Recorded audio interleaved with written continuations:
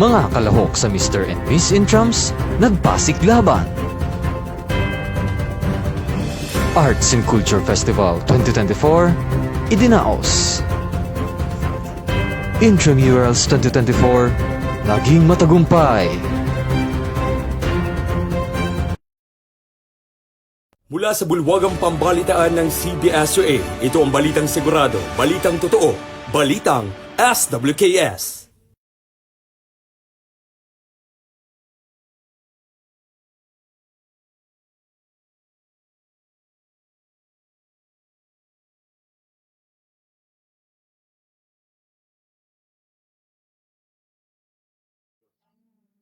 Magandang gabi, Stateyans. Narito ang mga balita mula sa Intramurals 2024. Nagatid ng saya at excitement ang mga nakilahok sa mga DC at Marvel fans na Stateyans sa kamakailang ginanap na Mr. and Miss Intramurals 2024. Para sa detalye, alamin natin sa pagbabalita ni Charlene Rabusa. Sa mga nanalo, muli ako si Charlene. Isang makasaysayang araw na naman ang natunghaya ng Stateyans. Ngayong araw ay nagsimula ang hudyat ng 1,000 palakasan ng bawat kolehiyo. Ngayong umaga nga ay natunghayan natin ang pasiklaban ng mga kalahok para sa Mr. and Miss Intramurals 2024. Suot ang kanilang costumes na naayon sa temang pop culture, DC at Marvels. Nagpatalbugan at mabusising sinuri ng bawat huradong sina Ginoong Dominic U. Reyes, Ginoong Michael Pastor, at Dr. Maribig Paghubasan ng bawat kalahok. Mula sa bawat kinatawan ng mga kolehiyo, hinirang na Mr. Intramurals 2024 si Ginoong Ace Alegria mula sa College of Engineering and Food Sciences. Tinanghal din na Miss Intramurals 2024 si Binibini Trishane May Tabasa mula sa College of Agriculture and Natural Resources. Mula naman sa College of Development Education, ang tinanghal na first runner-up si Ginoong Ray Angelo de la Verges. First runner-up din si Binibining Francine Floranza mula sa College of Economics and Management. Nakamit naman ni Ginoo Santiago Godad Jr. mula sa College of Agriculture and Natural Resources ang ikalawang gantimpala. Pati na rin si Binibining April Missy Ricafort mula sa College of Arts and Sciences na nagkamit din ng ikalawang gantimpala. Pagbati sa mga nanalo, muli ako si Charlene Rabosa, tagapagbalita ng Masa.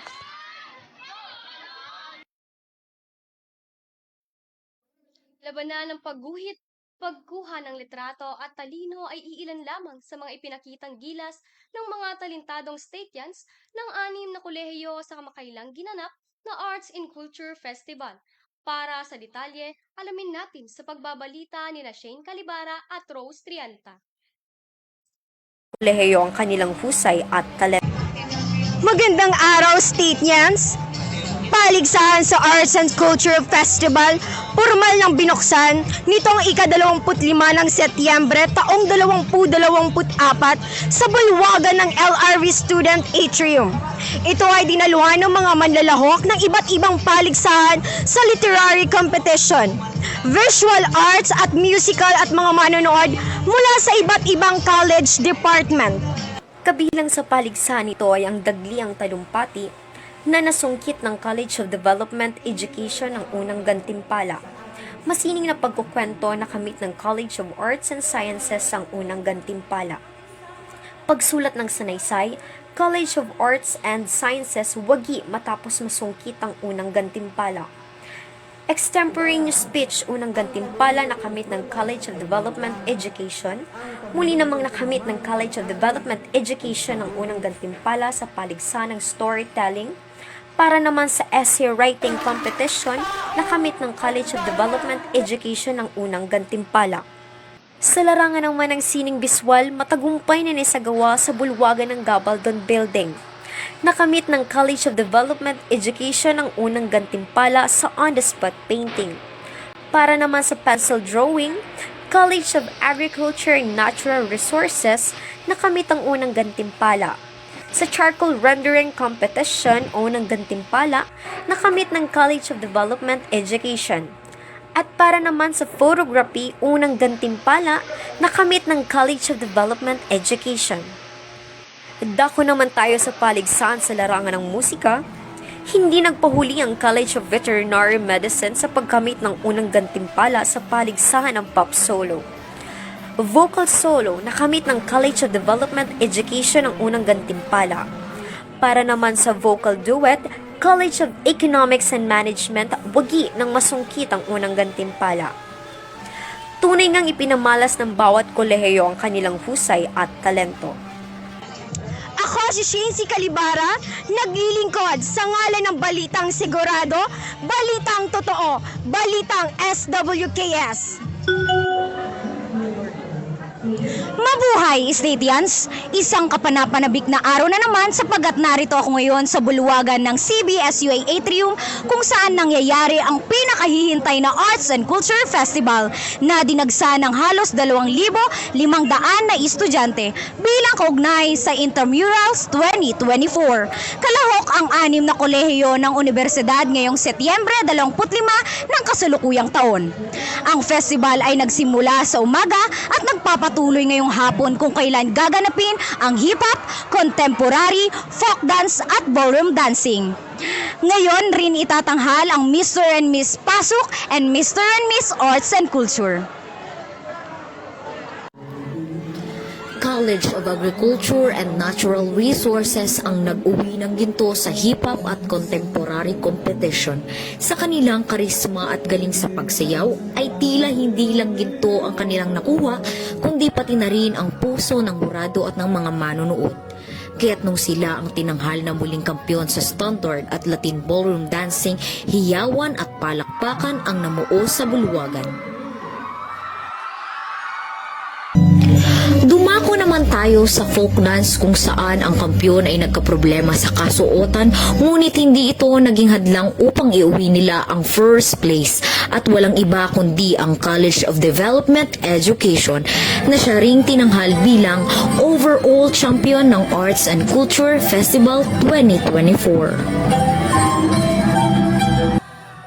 Sa pageant naman ay pagrampa, magandang kasuotan at kagalingan sa pagsagot ang ipinakita ng CDE na itinanghal bilang Mr. Arts and Culture at ang Miss Arts and Culture naman ay nagmula sa CEFS. Ang pinakaaabangan na Mr. and Miss Pasok ay nasungkit ng CVM bilang Mr. Pasok at CAS naman bilang Miss Pasok.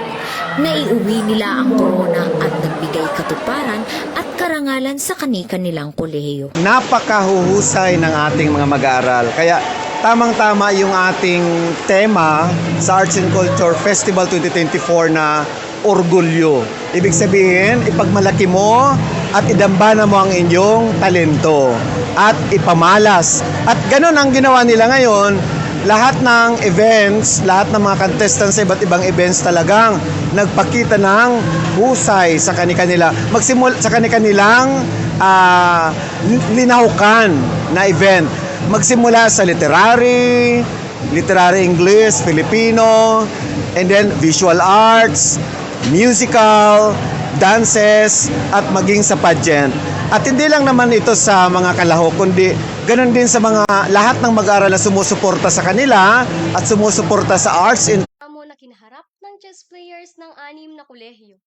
Para sa detalye, alamin natin sa pagbabalita ni MG Magalona.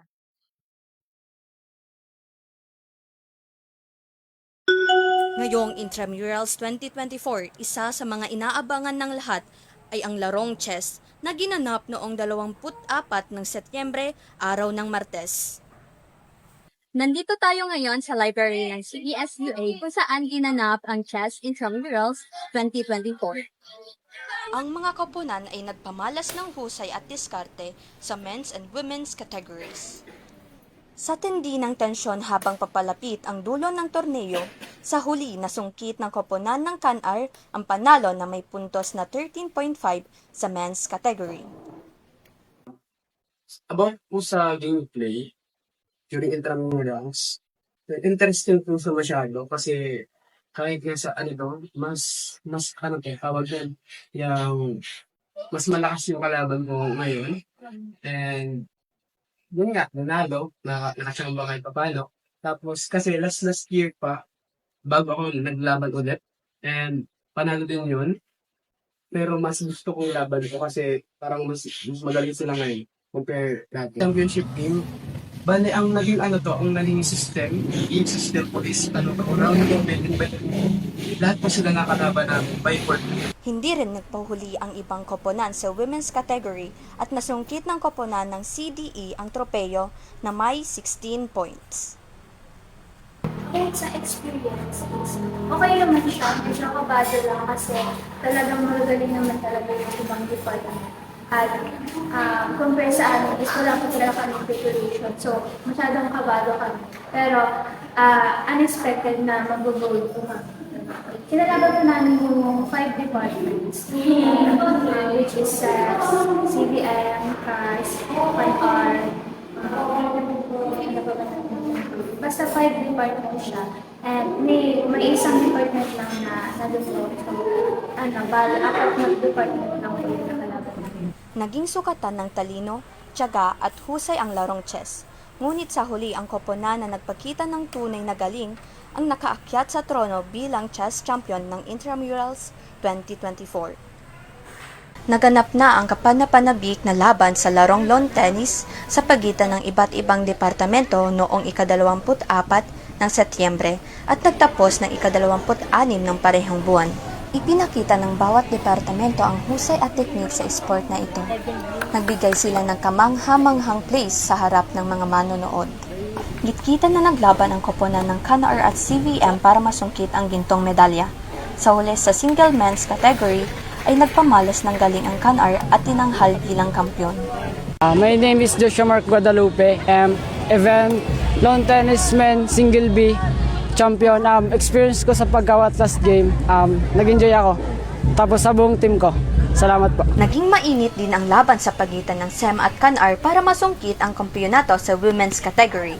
Nagpakita ng determinasyon ang koponan ng SEM double at nakuha nila ang gintong medalya. I played long tennis, girls doubles, and we won the gold medalist or championship this year. And experience, so far, so good. Maganda yung lahat. Super nakakapagod kapag naging single A ka. Or, however, sa double naman, kere lang. So, it was worth it. Sa championship game ng men's category, nasungkit ng koponan ng SEM ang bronze. Para naman sa silver nakuha ito ng CVM matapos kalabanin nila ang panalong koponan ng CANAR. Full ako, natawang kita nin maray na panahon. Although mainito na maray, and I was expecting nga na baka may mga aki na dahil makayanan si init. But so far, mayo kitang untoward na incident. Kaya thankful ako, thanks kay God. And thanks man sa support kaning administration for the success of this tournament. Of course, sa mga nanggarana, congratulations sa Indo. And simply man lang ang key kung paano manggana igdi sa kawat na ni mag-practice. Igwang 1 year na pagkakataon para mag-practice, pero may man available in court ta. Kapag TTH, pwede pang magpabanggi, gamiton ng ilaw. Kaya kung gusto nindong mangga naman, mag-practice. Sarong taon na practice. Yun lang yan. Baka sa muka ng mga manlalaro ang tsaya at galak sa pagtatapos ng lawn tennis tournament. Mula dito sa CBSUA Tennis Court, MG Magalona, nagbabalita para sa Balitang SWKS. Mabilis na pagtakbo, yan ang nagbigay ng ginto sa mga manlalaro sa kumakailan ginanap na athletics sa Freedom Sports Complex. Para sa detalye, alamin natin sa pagbabalita ni Geneva Adra.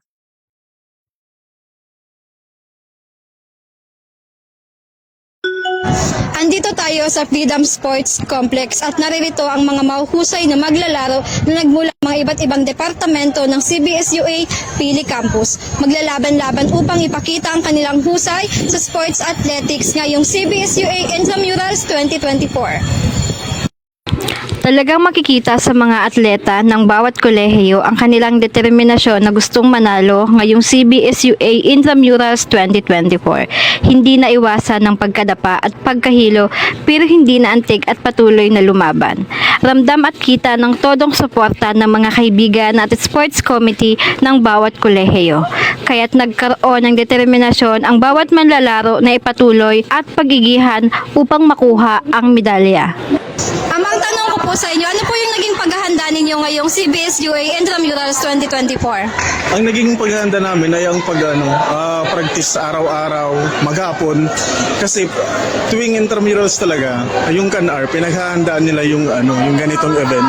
Kasi alam naman natin na yung CANAR is home of the champions. Kaya kahit maulan o mainit, nagpa-practice kami araw-araw bago mangyari itong intramurals din. Ay, may kunting katanungan lamang po ako sa inyo. Magbigay lamang po kayo ng idea kung paano po yung mga student athletics ay naging responsable at disiplinado po ngayong intramurals po. For me, kasi ngayon sa intramurals ngayon, naging ang posisyon ko ngayon kasi sa department namin is naging coach ako specifically sa athletics. Para sa akin, para na-maintain ko ang discipline sa mga athletes ko is diniremind ko sila na importante ang practice lalo na sa event nila kasi di naman biro ang mga events nila and di naman pwede na hindi sila nagkaroon ng proper training kasi para mas maiwasan yung risk na makakasident sila, magka-injury and mas nililesen to. Kaya nire-remind ko sa mga athletes ko na dapat pwede sila mag-amay turog, sinusunod nila sa mga sinasabi ko na mga advice. Tapos yun. Hindi nagpapatalo at tunay na magaling, nakakuha ang College of Agriculture and Natural Resources ng 33 ginto, 10 silver at 10 bronze. Nakakuha naman ang College of Art and Science ng 1 ginto, 10 silver at 7 bronze. Hindi naman nagpapatalo ang College of Education. Nakakuha ito ng 30 ginto, 6 na silver at 5 bronze. Nakakuha ang College of Engineering and Food Sciences ng 2 ginto, 4 na silver at 10 bronze. Nakakuha naman ang College of Economics and Management ng 9 na silver at 6 na bronze. Mula naman sa College of Veterinary Medicine, nakakuha ito ng 1 bronze. Ito si Geneva Aldra mula sa Balitang SWKS.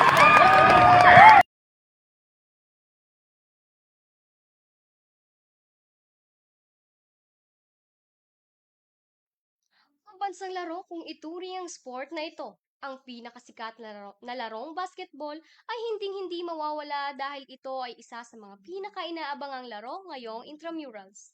Para sa detalye, narito ang report ni Isabel Berinya.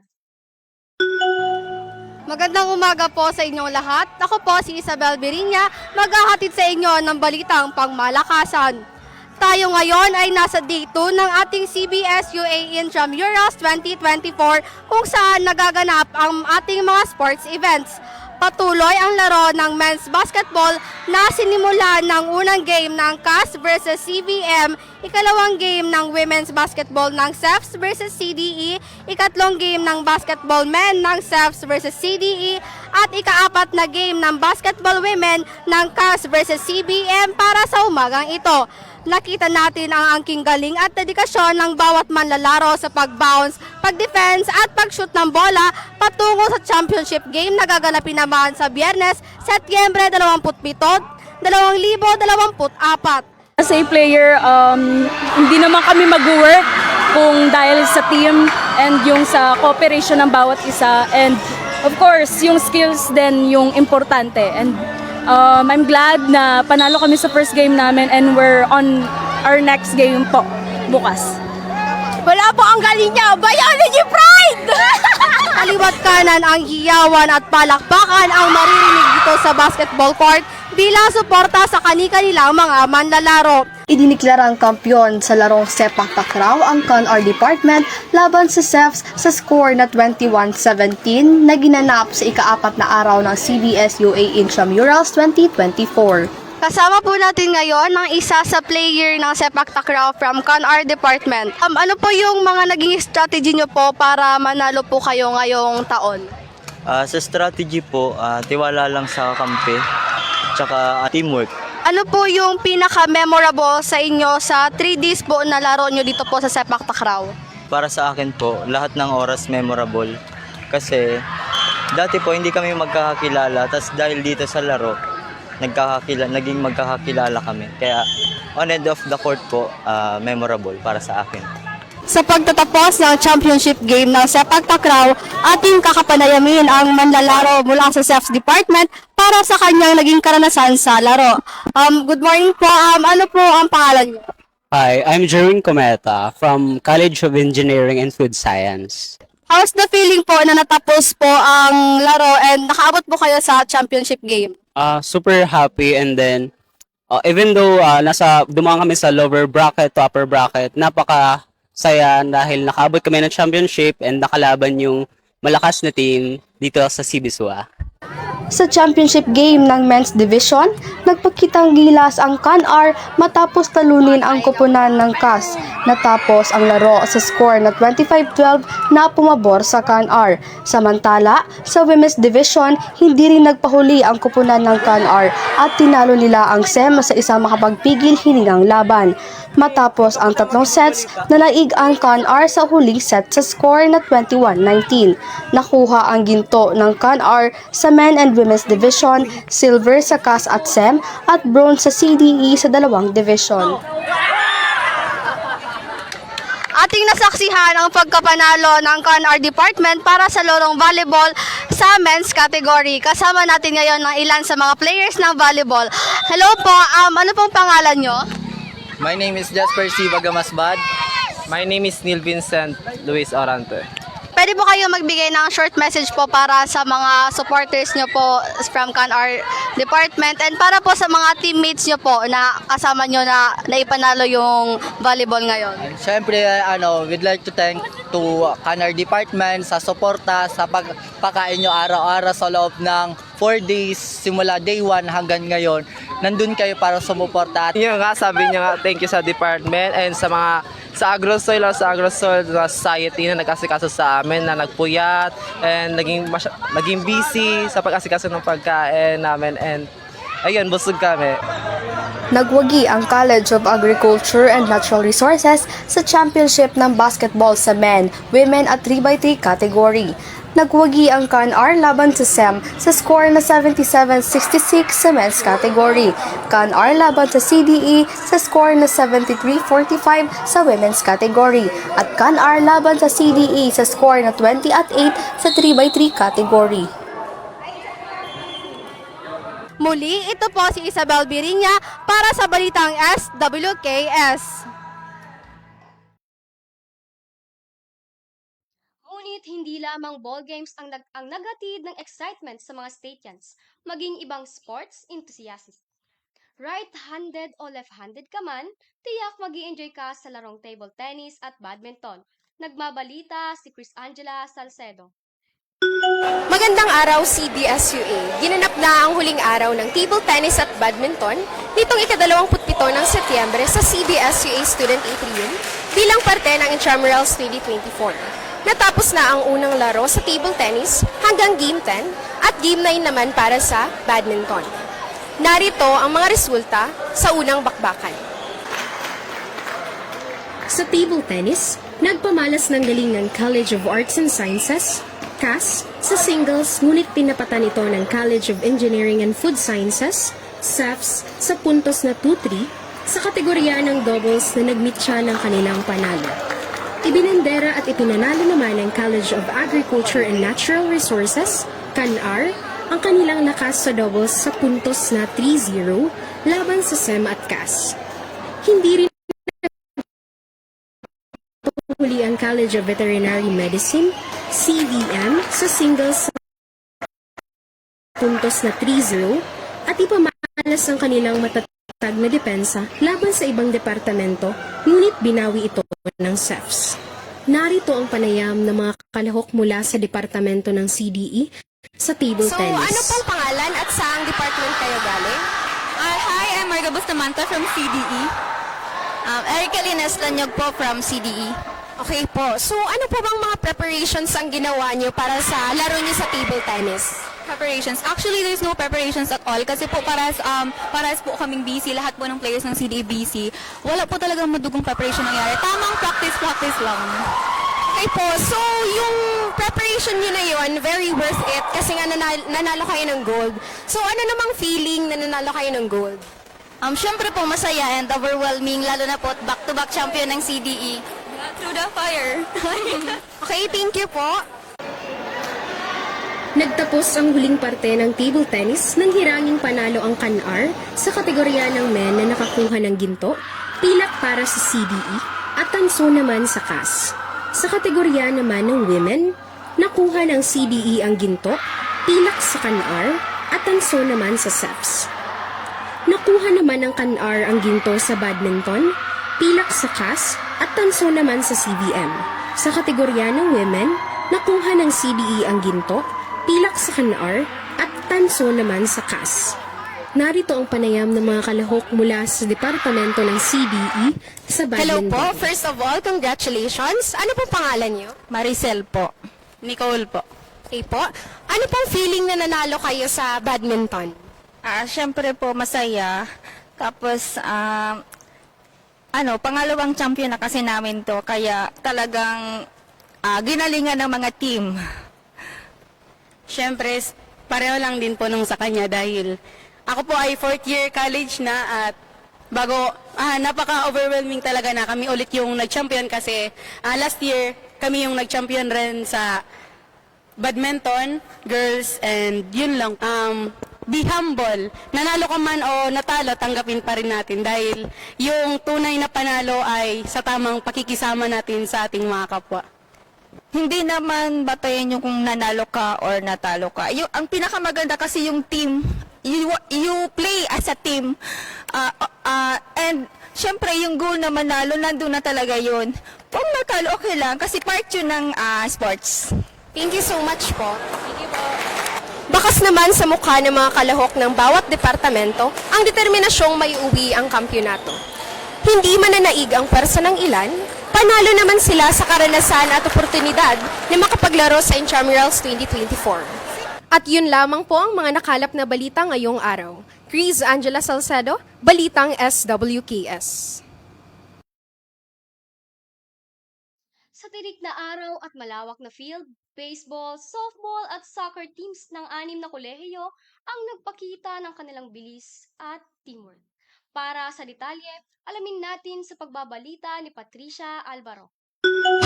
Narito tayo ngayon sa CBS-UA Open Field kung saan ramdam pa rin ang tensyon sa hangin ngayong final game na ng softball.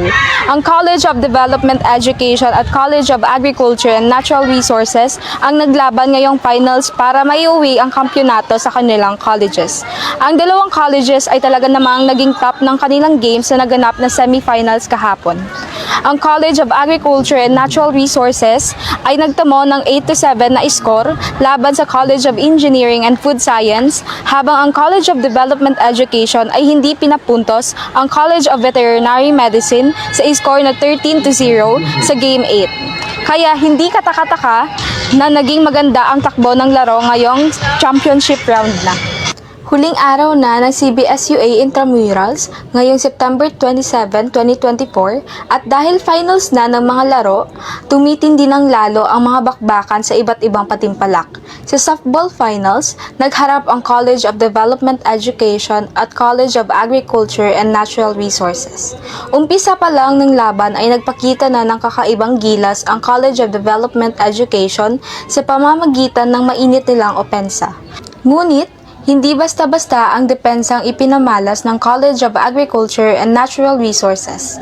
Sa kabila nito, hindi pa rin ito sapat upang pigilan ang sunod-sunod na puntos ng College of Development Education na siyang naging susi upang makamit ng koponan ang kampyonato sa softball na may final score na 6-2 pabor sa College of Development Education. Thankful po. Siyempre, all glory to God po. And then, super blessed po na halos for the first time na nag-gold po yung CDE sa larangan po ng softball. So, ang naging strategy po namin is yung teamwork. And of course, teamwork makes the dream work. Yun po yung naging strategy namin. Of course, hindi po kami easy-easy lang, nagpa-chill-chill even though naging lamang kami sa first inning. So, of course, yung trust po sa isa't isa ng mga players po. Sa gitna ng mainit na araw dito sa CBS-UA Open Field, naging abala ang lahat sa finals ng kapanapanabik na baseball game.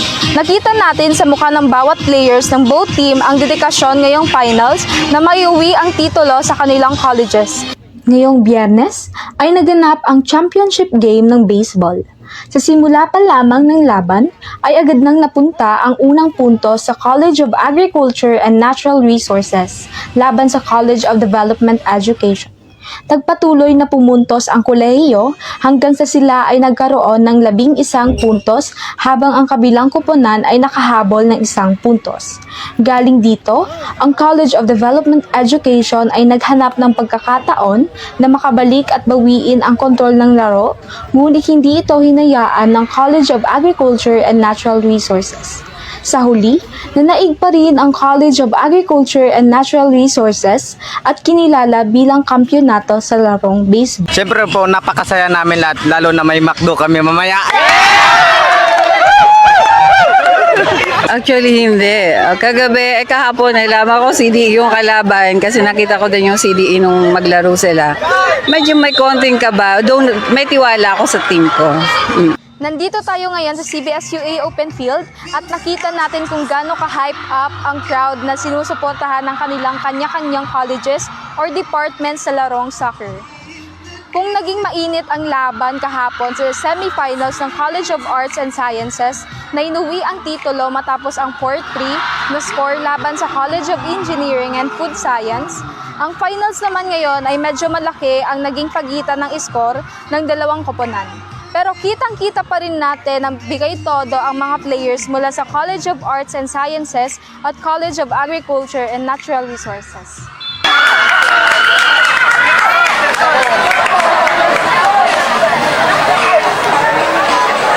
September 27, 2024 ay naganap ang final game ng soccer.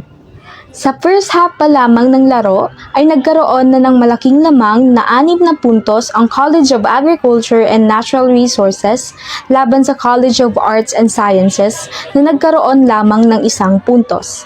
Sa second half ay nagpatuloy ang laban, ngunit walang nakapagtala ng puntos sa parehong koponan. Dahil dito, ang tinanghal na kampyonato ay ang College of Agriculture and Natural Resources. Siyempre masaya ta. Gabos kami nag-cooperate tapos nanggana siyempre. Yay! Back-to-back title. Back-to-back title. Back-to-back champion. Back champion. Paano at yan may acquaintance po kami din Victory Ball. Yay! Mainom siyempre. Alfonso. One kanar. Shout out kay Mama. I love you, Mama.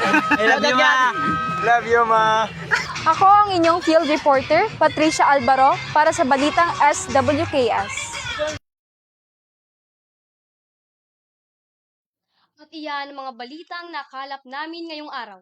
Upang laging updated sa mga balita kaugnay sa CBS-UA Intramurals 2024, panatilihing nakatutok sa Balitang Sigurado, Balitang Totoo, Balitang SWKS. Ako si Ann Nabor, muli magandang gabi.